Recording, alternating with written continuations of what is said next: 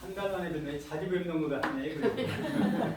다시 또 많이 가셔서 감사합니다. 요새 사실은 나라가 굉장히 시끄러운데 이게 이제 지금 새벽에 광명이 뜨기 전에 그 어둠 같은 것이 아닌가 그런 생각이 들어갑니다. 어제 내가 여러분들도 보겠지만 이재명 그 대표가 검찰청장으로 발표한 그 발표는 그 모습은 아주 도끼가 들어있고 뭔가 마지막으로 하는 그런 모습이었습니다. 전부 자기는 뭐 대한민국을 지키기 위한 투사고 윤 대통령이나 윤 대통령 독재고 검찰 독재를 자기가 희생지물로 가고 있다 이렇게 자기를 쉽게 얘기하면 하나의 피해자로 이렇게 금감을 국민들이 공동으로 주자고 그렇게 얘기했고 그렇게 얘기하고 있는데 그게 지금 양쪽에서 밀리고 있습니다. 지금 그걸 어떻게 아느냐면은 지금 요번에 그 행자부 장관 탄핵 선거 자기 안을 결정시키기 위해서 탄핵을 한 거라고 봅니다. 왜냐하면 헌법과 법을 어긴 사람만 탄핵을 할 수 있는데 이 사람이 법을 어긴 것도 없고 헌법을 어긴 것도 없거든요. 그래서 결집시켰는데 이게 결집이 안 되고 있다는 증거가 지난 2월 4일 날 집회에 이건 아직 이재명이 명령으로 다 집회에 나와라 그랬는데 70명이 안 나왔답니다. 그러니까 169명 중에서 쉽게 얘기하면 89명이 나오고 70명이 안 나온 거예요. 그러니까 이제 결과적으로 흔들리고 있다는 겁니다. 왜 흔들리고 있느냐면 지금 169명이 그 사람의 목표는 뭐냐면 내년에 공천을 받느냐 안 받느냐인데 이재명의 편을 들어가지고 내가 공천을 받을 수 있냐 없느냐 그것 때문에 지금 흔들리고 있는데 오늘 집회에는 오늘 집회에 안 나오면 공천권을 안 주겠다고 했다거든요. 그래서 오늘 아마 집회가 이재명이 죽고 사는 분수령이 될 거다 그렇게 얘기를 합니다. 그래서 이재명이 이번에 이제 대장동 사건으로 검찰에서 이제 구속영장이 발부되면은 이제 국회에 들어가서 과연 지난번처럼 민주당이 다 하나로 해서 이재명 편을 들어줄 거냐. 30명만 이탈하면 바로 그냥 구속이 되는 거거든요. 근데 이게 지금 이재명으로서는 절대절명의 위기인 거죠. 그러니까 자기 집안이 지금 160명 단독해서 자기 편을 다 만들 수 있느냐 그건 지금 미지수거든요. 그래서 지금 대장동 문제도 있고 또 북한 쌍방울 송금원 100억 송금원 거 그것도 문제가 되면 그것도 구속영장이 청구될 거고 계속 구속영장이 청구돼서 들을 때 과연 자기 당의 160억이 방패막이가 될 거냐 이것이 이제 아마 이재명에서는 가장 큰 문제고 내년 총선에 가까우면 가까울수록 이게 지금 국회의원들은 불안한 거죠. 왜냐하면 국회에서 만일 그렇게 돼서 중간에 이재명이가 잘못해서 감옥에 간다면 자기네들은 이제 공천 받아도 될 가능성이 없다. 이런 생각 때문에 아마 이재명을 위해서가 아니라 자기들 공천 문제, 자기들 살기 위해서 지금 아마 여러 가지 생각을 하고 있겠죠. 잘못하면은 구속영장이 바로 그냥 기각되는 게 아니라 그냥 통과가 될 가능성도 많이 있다. 지금 그런 것을 많이 보고 있더라고요. 상당히 위기에 몰린 모습이 어제 영역 이렇게 나오고 있다. 그런 생각이 들어가고 또 윤 대통령은 좀 위기인 것 같지만 잘하고 계시다고 이런 생각이 들어갑니다. 여러분들 기도 덕분에 잘하고 있다고 생각이 들어가는데 사실은 지금 경제가 어려운 것은 윤 대통령이 어려운 게 아니라 지금 물가가 오르는 것은 문재인 대통령 때 400조를 빚을 내고 다 풀었습니다. 그 돈이 하나도 없습니다. 다 풀었어요. 이 문재인이가 뭐라고 그러냐면 이명박 대통령이 4대 연사업 푸는데 22조를 썼는데 22조면은 연봉 2,200만 원짜리 일자리 100만 개를 만들겠다. 그렇게 이제 하면서 그 볼을 다 타라. 위철로 시키라고 볼을 4개가 탔죠. 그런데 그것은 바로 21년 그대로 4대강에 남아 있는데 문재인이가 420조 받았으면 돈이 하나도 없습니다. 아무것도 흔적이 하나 있어요. 그게 바로 그냥 다 저희끼리 나눠 먹어가지고 그게 바로 돈이 풀리니까 인플레가 된 거죠.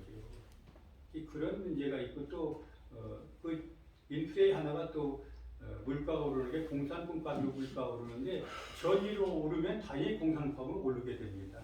그 물가가 오르게 돼 있거든요. 그건 타연이 때문에 그렇죠. 그래서 이제 윤 대통령이 지금 그런 어려움이 있는데 중동의 그 붐이 우리를 살릴 수 있는 기회를 잡았다는 걸 윤 대통령이 아마 알고 에미레이트 갔던 것 같아요. 그래서 우리를 3번 살린 게 중동입니다. 1974년에 중동 전쟁이 일어나가지고 서울값이 막 뛰었습니다. 6달러던 원유값이 30달러, 40달러, 80배 이렇게 뜨니까 한국에서는 뭐 그냥 속수무책이죠. 그래야 그때 쓰러질 것 같은데 그때 이제 박 대통령의 지혜로 우리가 중동의 오일머니를 이렇게 끌어올 수 있느냐 그랬더니 정중에 지가 가보겠습니다. 그리고 가서 싼 공사 비싸게 뭐 그런데 자기는 싸게 넣어가지고 현대 가가지고 거기서 현대가들 붐을 일으켜가지고 그때 외환위기를 완전히 그냥 현재 오일 위기를 넘어갔었습니다. 그리고 1999년에 김영삼하고 김대중 대통령의 문제가 됐죠. 그때는 이제 IMF가 왔지 않습니까? 그런데 그걸 어디가 돈을 벌어다 바꿀 생각을 해야 되는데 헌나르게 금모기하고 이제 국민들 금 부채 빼가지고 그거에 돈 만들어 갚으려고 그래서 그 고통이 굉장히 국민한테 들어간 겁니다. 그 다음에 이제 그 윤석열 대통령 때 윤석열이 이명박 대통령 2009년에 또 한번 외환위기 왔었습니다.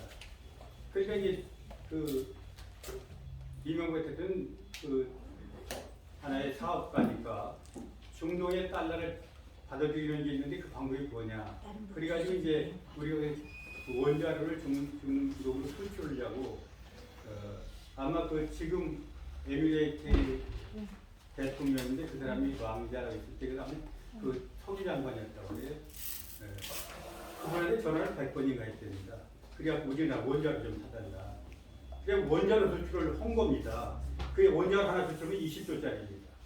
그거 뭐 독인가 하고 또 우리가 싸운 데서 우리를 줘달라. 싸울 때 또 수출하고. 그래서 한참 막 우리는 원자로만 팔아먹어도 살 수 있는 나라가 인연의 천주 시장이거든요. 그래서 그때 한참 이제 그 위기를 완전히 벗어났습니다. 그런데 이번에 또 위기가 왔는데 중동에 이제 오일 이제 우크라이나 러시아 전쟁을 러시아에서 가스하고 석유가 안 나오니까 이 석유가 가스가 막 오르니까 우리는 그 더운 나라 탈원전 해가지고 그 가스 석유 사다 전기를 만드니까 이제 우리는 비싸게 공산을 오를 수가 없는 상황이죠. 그래서 이제 윤 대통령이 쳤는데 에미레이트 가서 이제 4대도 30억 달러면 이제 굉장히 37조라는 돈 엄청난 돈입니다. 이런 돈은 이제 우리나라에 투자하겠다 이렇게 얘기했고 앞으로 계속해서 이제 우리나라 원자로 해서 이분이 이제 자기는 세일즈 대통령을 하겠다를 계속 외워가서 세일즈를 할 것 같습니다. 이번 위기도 그렇게 해서 잘 경제비도 넘어갈 수 있지 않을까 그런 생각인데 이제 국내 안정이 문제인데 우리가 지금 내년 4월 달에 그 총선에서 윤 대통령이 일할 수 있는 적어도 180석에서 200석을 만들어줘야 안정권을 가지고 대통령이 나머지 일을 해갈 수 있지 않나. 어떤 면에서 우리가 정말 이재명을 뽑았다면 나라가 망할 위기에 왔을 텐데 그나마 그 아까 우리 신부님 말씀대로 0.7%짜리로 당선되신 것은 아마 주님의 뜻이고 여러분들의 기도 덕이다. 저는 그렇게 생각을 합니다. 그리고 여러분들의 기도는 덕에 윤 대통령이 그 꿋꿋하게 밀고 가니까 잘할 거라고 생각하고 얘들은 지금 이제 방법이 없으니까 행자부장만 탄핵하고 또 이미 그 영부인 끝났습니다. 지금 다 끝난 건데 아니 내가 회사에 투자에다 돈을 맡겼는데 그 사람이 뭐 투자를 하는데 어떤 투자를 하는지 내가 아니까 그냥 돈 갖다 맡겼는데 돈 갖다 맡긴 사람이 92명이랍니다. 지금 무슨 생각이 안 나는데 92명인데 그 문재인 대통령이 1년 반 동안 탈탈 털은 거예요. 탈탈 털어보니까 이 사람들이 투자자는 아니에요. 그냥 투자해달라고 돈을 맡긴 사람들인데 그 91명은 무죄로 다 나갔습니다. 그런데 한 명 그 영부인만 처분을 안 한 거예요. 그냥 놔둔 겁니다. 그래야 그걸 지금 투집 잡아가지고 계속 하는 거예요.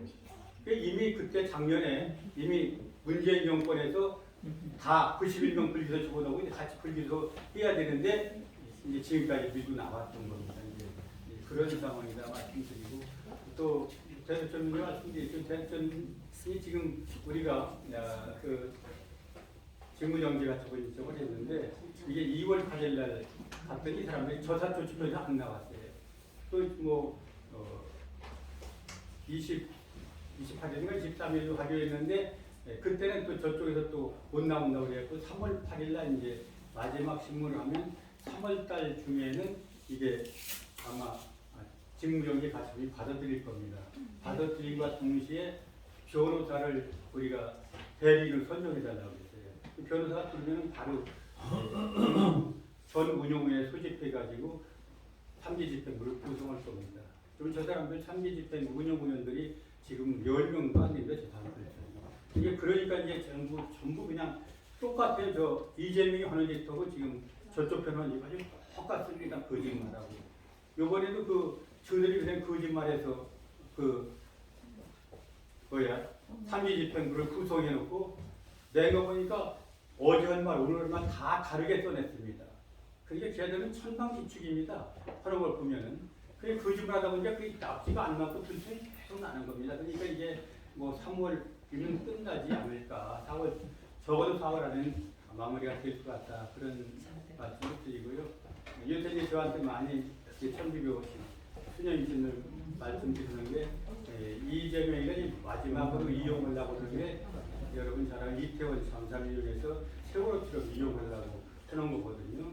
그래서 지금 우리 가봤지만 이태원에다 그 분향소를 마련했는데 그 분향소를 서울시청 앞에다 옮겨놨어요. 무동기 허가도 없이 옮겨놨는데 그냥 언제 뜯기는 뜯을 겁니다만 뭐 뜯으려고 갔더니 뭐 시발력병에다 불 붙잡고 너 덤벼주면 아주 너 죽고 나 죽자 그래가지고 지금 경찰이 못 대든다는데 거기에 신부님들이 스님들이 가 있다는 겁니다.